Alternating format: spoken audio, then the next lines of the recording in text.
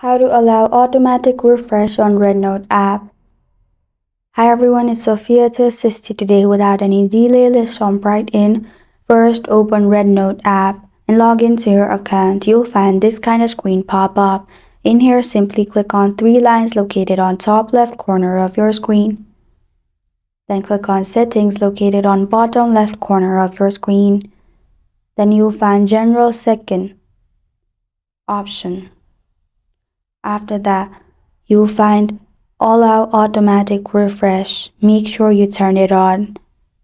To turn it on, you just need to click on it and there will be red color on it and white circle will be on the right side. After that, you're good to go. That's how to allow automatic refresh on REDnote app.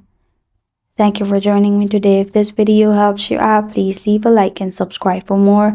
Got a question or want to suggest a topic? Comment below. I am Sophia signing off. Until next time.